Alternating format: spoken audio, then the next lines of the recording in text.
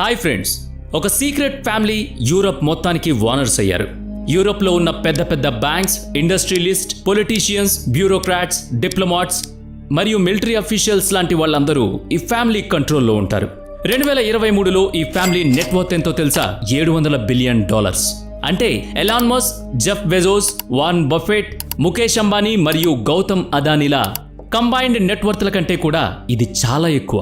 White house నుంచి world economic forum, even United nations వరకు ప్రతి చోట ఈ ఫ్యామిలీ యొక్క ఇన్ఫ్లుయెన్స్ ఉంది. ఇంత డబ్బు, పవర్ అండ్ ఇన్ఫ్లుయెన్స్ ఉన్నప్పటికీ వాళ్ళ పేర్లు కూడా మనకి తెలియదు. ఒకవేళ మనం ఫోర్బ్స్లో టాప్ బిలియనీర్స్ లిస్ట్ చూసినా కూడా దాంట్లో ఈ ఫ్యామిలీకి చెందిన ఒక్క మెంబర్ పేరు కూడా ఉండదు. తమ గురించి ప్రపంచానికి తెలియడం ఈ ఫ్యామిలీకి ఇష్టం లేదు. అందుకే టీవీ, పబ్లిక్ కాన్ఫరెన్స్, మ్యాగజైన్ లాంటి వాటిల్లో ఈ ఫ్యామిలీ కనిపించదు. ఇంతకీ ఆ ఫ్యామిలీ ఏంటి అని ఆలోచిస్తున్నారా? అయితే వినండి. ఆ కుటుంబం పేరు వైలెన్బెర్గ్ ఫ్యామిలీ. ఇది యూరప్లో most powerful and richest family అవుతుంది.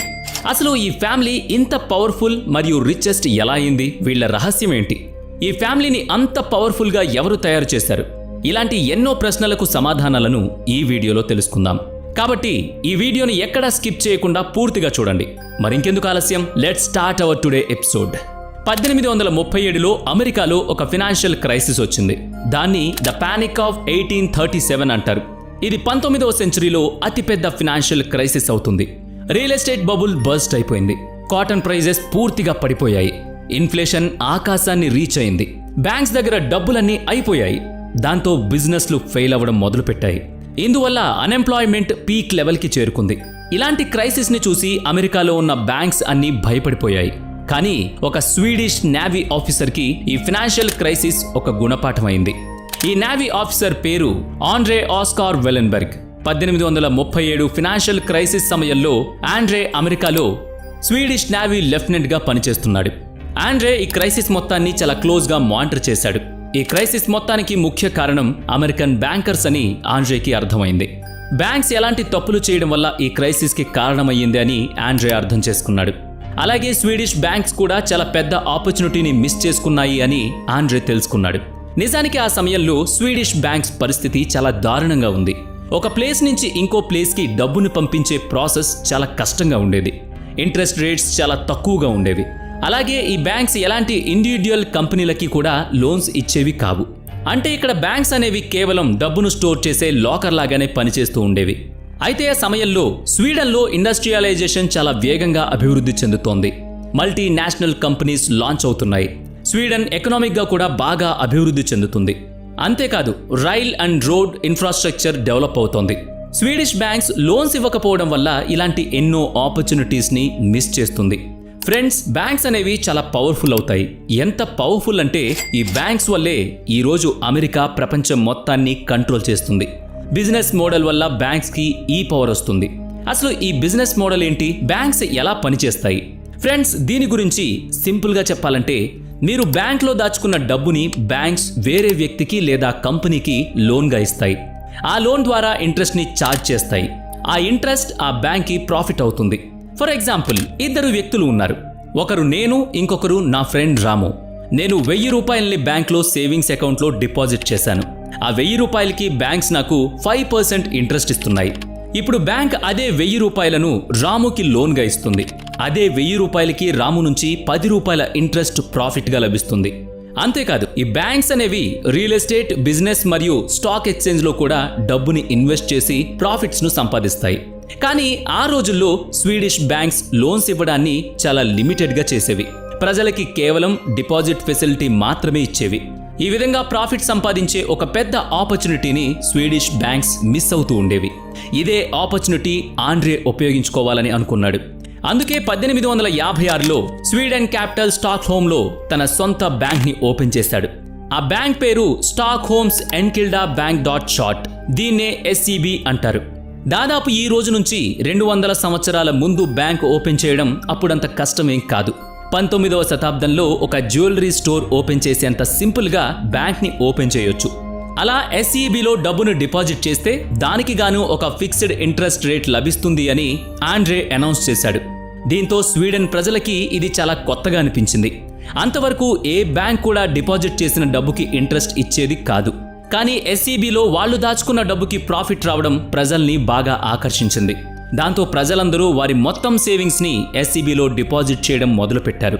ఆ సమయంలో ఇండస్ట్రియలైజేషన్ మంచి భూమిలో ఉండడం వల్ల చాలామంది ఇండస్ట్రియలిస్టులు ఎస్ఈబి నుంచి లోన్స్ తీసుకోవడం మొదలుపెట్టారు.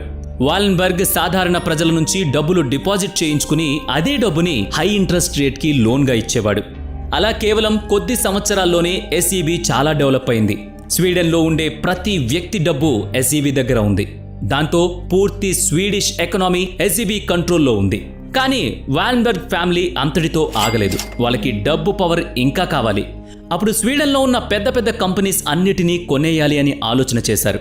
ఆ తర్వాత వాలెన్బర్గ్ రైల్వేస్ నుంచి factories, shopping ports, press, real estate లాంటి ఎన్నో వాటి మీద డబ్బులు ఇన్వెస్ట్ చేయడం మొదలుపెట్టారు. స్వీడన్లో ఉన్న ప్రతి కంపెనీలో కూడా వాలెన్బర్గ్ స్టాక్స్ ఉన్నాయి. అలా స్వీడన్ యొక్క పూర్తి ఎకనామీ మరియు ప్రజలందరూ కేవలం ఒకే ఒక్క ఫ్యామిలీ కంట్రోల్లో ఉన్నారు. ఇప్పుడు ఈ కంట్రోల్ స్వీడన్ నుంచి యూరోప్ మరియు ప్రపంచం మొత్తం విస్తరించబోయింది. వాలెన్బర్గ్ ఫ్యామిలీ గ్రోత్ ని చూసి 1916లో స్వీడిష్ గవర్నమెంట్ ఒక కొత్త లాని పాస్ చేసింది. ఈ లా ప్రకారం ఏ బ్యాంక్ అయినా ఏ ఒక్క కంపెనీ యొక్క లాంగ్ టర్మ్ షేర్స్ ని హోల్డ్ చేయకూడదు. వాలెన్బర్గ్ ఫ్యామిలీకి ఈ లా ఒక పెద్ద షాక్ లా తగిలింది. కానీ వాళ్ళు దీనికి కూడా ఓ సొల్యూషన్ కనిపెట్టారు. వాలెన్బర్గ్ ఫ్యామిలీ ఇన్వెస్టర్ ఏబీ అనే ఒక కొత్త కంపెనీ మొదలుపెట్టారు. ఎస్ఈబి కింద ఉన్న కంపెనీస్ అన్నిటి యొక్క ఓనర్షిప్ ఇన్వెస్టర్స్ ఏబీకి ట్రాన్స్ఫర్ చేసేశారు. దాంతో తర్వాత 20 సంవత్సరాల్లో ఇన్వెస్టర్ ఏబీ ఎంత పవర్ఫుల్ గా మారింది అంటే పూర్తి స్వీడన్ యొక్క 40% వర్క్ ఫోర్స్ ఈ యొక్క కంపెనీ కోసమే పనిచేస్తుంది. ఆ తర్వాత వరల్డ్ వార్ II మొదలైంది. ఫ్రెండ్స్, ఇప్పటి నుంచి నేను చెప్పేది చాలా జాగ్రత్తగా వినండి. వరల్డ్ వార్ II 2 గ్రూప్స్ మధ్య యుద్ధం అవుతుంది. ఒక గ్రూప్ పేరు అలీస్. దీంట్లో బ్రిటన్, అమెరికా, సోవియట్ యూనియన్ మరియు ఫ్రాన్స్ లాంటి దేశాలున్నాయి. రెండో గ్రూప్ పేరు యాక్సెస్. దీంట్లో జర్మనీ, ఇటలీ మరియు జపాన్లు ఉన్నాయి. ఈ 2 గ్రూప్ల మధ్య శత్రుత్వం మొదలైంది. వీళ్లు శాంతి భద్రతలతో మాట్లాడడానికి అస్సలు సిద్ధంగా లేరు. అందువల్ల భీకర యుద్ధం మొదలైంది. 2 వైపుల నుంచి లక్షల మంది చనిపోయారు. అదే సమయంలో వాలెన్బర్గ్ ఫ్యామిలీ ఈ 2 గ్రూప్స్లలో ఏ గ్రూప్ నుంచి ఎక్కువ ప్రాఫిట్ వస్తుంది అని ఆలోచిస్తున్నారు. ఒక నిర్ణయానికి వచ్చి అమెరికా, బ్రిటన్కి హెవీగా లోన్స్ ఇవ్వడం మొదలుపెట్టారు. ఇంకోవైపు అమెరికా, బ్రిటన్లకి శత్రువు అయిన జర్మనీలో ఉండే వెపన్స్ మ్యానుఫ్యాక్చరింగ్ కంపెనీస్ అన్నిటినీ కొనేయడం మొదలుపెట్టింది. ఈ యుద్ధంలో జర్మనీకి వెపన్స్ సప్లై ఆగిపోకూడదు అని అలా చేసింది. వాలెన్బర్గ్ ఫ్యామిలీ ఇదంతా కూడా చారిటీ కోసం చేయలేదు. ఈ ఫ్యామిలీ 2 గ్రూప్ల నుంచి సీక్రెట్ అగ్రిమెంట్ చేసుకుంది. వాటి ప్రకారం వార్ పూర్తయిన తర్వాత జర్మనీలో ఫ్రీ ఆఫ్ కాస్ట్లో ఎస్ఈబి బ్రాంచెస్ ఓపెన్ చేస్తుంది. అలాగే ఫండింగ్ అంతా కూడా ఎస్ఈబి త్రూ జరుగుతుంది. ఇదే విధంగా అమెరికా మరియు బ్రిటన్లు కూడా ఎస్ఈబికి స్పెషల్ రిలాక్సేషన్ ఇచ్చాయి. ఫ్రెండ్స్, బిజినెస్ మ్యాన్ ఇతరుల నష్టం గురించి ఎప్పుడూ ఆలోచించడు. తన సొంత లాభాన్ని మాత్రమే చూసుకుంటాడు. అలాగే యుద్ధం అనేది బిజినెస్ మ్యాన్ కి అతిపెద్ద బిజినెస్ అవుతుంది. ఈ విషయాన్ని బాగా గుర్తుంచుకోండి. అమెరికా ఆఫ్ఘనిస్తాన్ వార్ వల్ల 10 మంది బిలియనీర్స్ అయ్యారు. రష్యా ఉక్రెయిన్ వార్కి సంబంధించి కొన్ని రిపోర్ట్స్ ఉన్నాయి. ఈ వార్ ఎందుకు ఇన్ని రోజులు జరుగుతుంది అనే ప్రూఫ్స్తో సహా ఆ రిపోర్ట్ ఉంది. ఇదంతా కూడా బిలియన్స్ ఆఫ్ డాలర్స్ గేమ్ అవుతుంది. ఇండియా పాకిస్తాన్ మధ్య కాన్ఫ్లిక్ట్స్ కి కూడా ఇదే కారణమవుతుంది. అందువల్ల వెపన్స్ మ్యానుఫ్యాక్చరింగ్ కంపెనీస్ కి బిలియన్స్ ఆఫ్ డాలర్స్ లో బిజినెస్ అవుతుంది. ఈ విధంగా ప్రజల్ని మోసం చేసి ఒకరికి ఇంకొకరిని బద్ధ శత్రువుల్లా మార్చేశారు. మూవీస్, మీడియా లాంటి వాటితో ప్రజల్ని బ్రెయిన్ వాష్ చేస్తున్నారు. ఈ విధంగా ధనవంతుడు మరింత ధనవంతుడవుతున్నాడు. పేదవాడు ఇంకా పేదవాడిగా మారుతున్నాడు. ఇదే డబుల్ గేమ్ ని వాలెన్బర్గ్ వరల్డ్ వార్ II చేశాడు. ఇప్పటికీ చేస్తూ వస్తున్నాడు. 2014లో రష్యా ఉక్రెయిన్ మీద అటాక్ చేసినప్పుడు యూరోప్ అంతా రష్యా మీద ఆంక్షలు విధించాయి. కానీ అప్పుడు వాలెన్బర్గ్ యొక్క 2 కంపెనీలు అట్లాస్ కోప్కో మరియు ఎస్కేఎఫ్లు రష్యాకి న్యూక్లియర్ ప్రోగ్రామ్స్ కోసం ఇంపార్టెంట్ ఎక్విప్మెంట్స్ ని సప్లై చేస్తూ వచ్చింది. ఫ్రెండ్స్, ఇక్కడ అందరిలో వచ్చే ప్రశ్న ఏంటంటే దాదాపు 90% రిచ్ ఫ్యామిలీస్ 3 లేదా 4వ తరంతో అంతమైపోతాయి. కానీ వాలెన్బర్గ్ ఫ్యామిలీ మాత్రం అన్ని తరాల వరకు ఎలా సర్వైవ్ అయింది? 100 సంవత్సరాలు గడిచినప్పటికీ కూడా యూరోప్లో మోస్ట్ పవర్ఫుల్ ఫ్యామిలీగా ఎలా ఉంది? వాలెన్బర్గ్ ఈ 3rd or 4th జనరేషన్ శాపం నుంచి తప్పించుకోవడానికి ఒకరు లేదా ఇద్దరికి మొత్తం డబ్బుని ట్రాన్స్ఫర్ చేయడానికి బదులు మొత్తం వెల్త్ ను ఒక ఫ్యామిలీ ఫౌండేషన్ కి వెళ్తుంది. ఆ ఫౌండేషన్ లో ఉన్న మెంబర్స్ అందరూ డిఫరెంట్ కంపెనీస్ ని హ్యాండిల్ చేస్తూ ఉంటారు. అందువల్ల ఏ ఒక్క ఫ్యామిలీ మెంబర్ కూడా పూర్తి వాలెన్బర్గ్ ఎంపైర్ ని డెస్ట్రాయ్ చేయలేరు. ఇంకో రూల్ కూడా ఉంది. ఏ ఫ్యామిలీ మెంబర్కి అయితే ఏదో కంపెనీ బాధ్యతలు అప్పగిస్తారో ఆ మెంబర్ 8 నుంచి 10 సంవత్సరాల పాటు అదే కంపెనీలో ఒక సాధారణ ఎంప్లాయీగా పనిచేయాల్సి ఉంటుంది. తనను ప్రూవ్ చేసుకున్న తర్వాతనే ఆ మెంబర్కి మేనేజ్మెంట్ని అప్పగిస్తారు. కేవలం ఈ అప్రోచ్ వల్లే ఇప్పటికీ ఈ ఫ్యామిలీ సర్వైవ్ అవ్వగలుగుతోంది. ఈ ప్రాసెస్ని వాండర్బిల్ట్ ఫ్యామిలీ ఫాలో అవ్వలేదు. 19వ శతాబ్దంలో వాండర్బిల్ట్ ఫ్యామిలీ పూర్తి ప్రపంచంలో మోస్ట్ రిచెస్ట్ ఫ్యామిలీగా ఉండేది. కానీ ఈ రోజు వాళ్ళ పేరు కూడా వినిపించడం లేదు. 1973లో వాండర్బిల్ట్ ఫ్యామిలీ రీయూనియన్ జరిగింది. దాంట్లో ఏ ఒక్క ఫ్యామిలీ మెంబర్ కూడా మిలేనియర్ కాదు. ఫ్రెండ్స్, మరి ఈ వీడియో మీకు ఎలా అనిపించింది కామెంట్స్ ద్వారా తెలియజేయండి.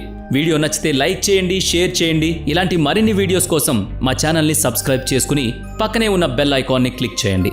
నెక్స్ట్ వీడియోలో మళ్ళీ కలుద్దాం. Thanks for watching.